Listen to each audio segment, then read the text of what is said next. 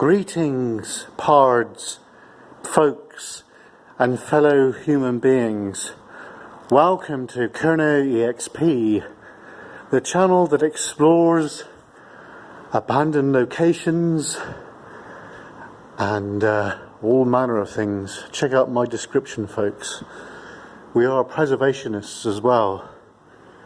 We are not eco-freaks. We are coal-burning traditionalists. Yeah! Right, so it's Thursday, the 29th of the 8th, 2019. We are going to have a look around Mitchell's. This will be the last video for over 2 weeks regarding Eastpool Mine, because I'm taking annual leave. Yes, I'm on holiday again. Isn't that lovely? Right, so what we're looking at here is a bob or a beam. This one weighs just over 8 tons. It was made by Holmans of Camborne in 1887, as you can see right there. The outside of the bob is just out here, folks, if you want to have a look. There's our sister site over the road there. The nice Cornish St Piran flag, patron saint of Kerno, or Cornwall.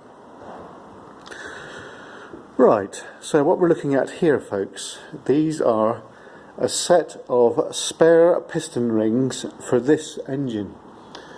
And of course this engine is a whim. Whim is a Cornish word for winding engine, and it would have wound a wire rope such as these. As you can see, these are forged in a blacksmith shop or foundry. Various other tools there which are associated with this engine. We're looking at the windlass here, folks, and it's quite a small one really, but it's still a good one, you know, and it would work as well. There's the chimney that's just outside of the engine house. You can just see the round of it there. The traditional Cornish engine house window. And the designer of this is Sir Francis Michel, engineer from where I come from, which is Droof, as we call it. Heading down now from the top chamber to the middle chamber. Oops. So here we are looking down top of the cylinder head and the inlet and outlet, and these grey bars here are called the parallel motion. You might be wondering why we have these in the engine house. Now these is a Cornish tradition, and supposedly they are to ward off evil spirits. We are looking at the middle chamber, and we've got some other components there which have just been dropped there. There's another view of the parallel motion, folks. This engine's not running at the moment due to one of the bearings going, but they're going to be doing a package to get some monies together to get it going again, which will be good. I'm not going to really view my personal opinion on that because I don't think it's fair. I will in private, but not on a public video like this.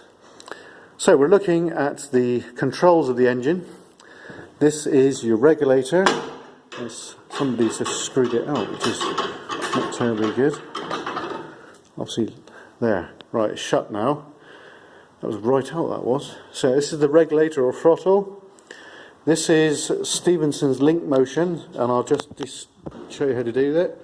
I shall probably be on one of these later on. So you get it into full forward, and then you would open the regulator here, and away she would go. But we don't have any steam, so we can't move it. Now, most steam engines, including traction engines, have got this. The engine that I'll be on later today, Kilmerston, it has this, but instead of just having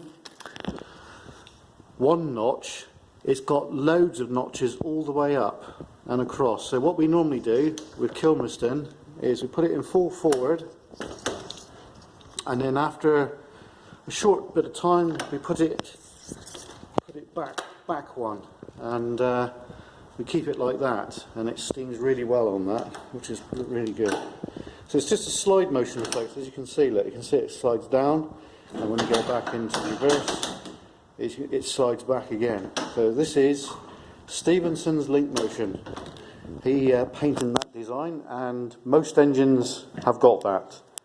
This is your depth gauge apparatus, and it's in junction with this post here, which is in fathoms, which is 6 feet. And basically, when it's working, the little brass wheel goes around, and these two markers would mark where the cages or the gigs are in the shaft. This big lever here is your brake, which is very important.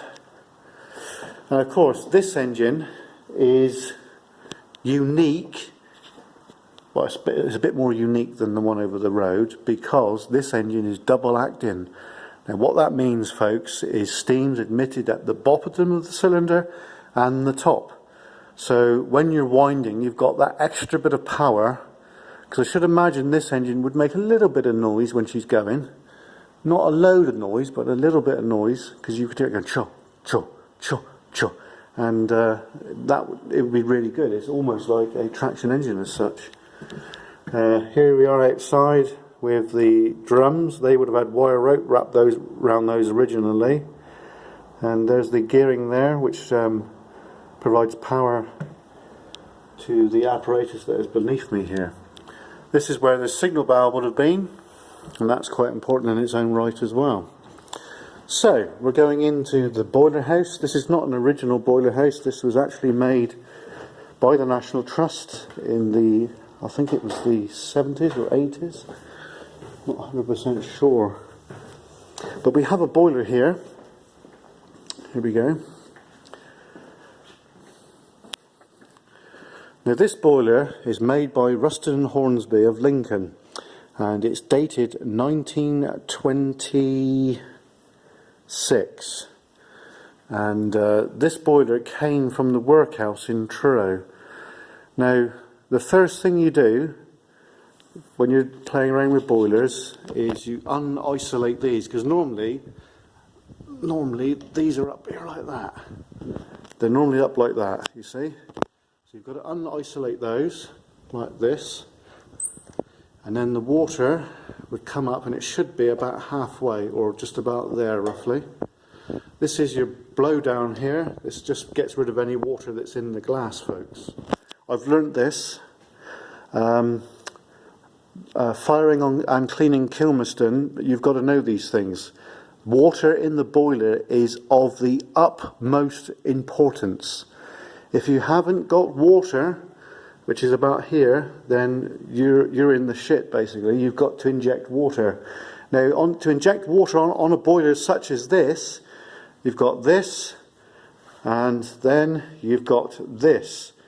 Now, this is a steam feed pump, which feeds water from outside, which forces it into the boiler. This is of the utmost importance, because if you've got no water, then your crown plate, which is just up there, would get really hot, and that would cause a big problem in the boiler. Looks like no one's been in there for a while. It is quite rusty actually, but it's not really that bad now. It's not really that bad. But there you can go. It says there, look, working level of water. So it must be maintained, like I said, about there. So I got it right, didn't I, folks? You see? This boiler is set to 80 psi, and the safety valve would start to whisper and lift after that. And it's always, there's a lot of people that don't like having the safety valves blowing.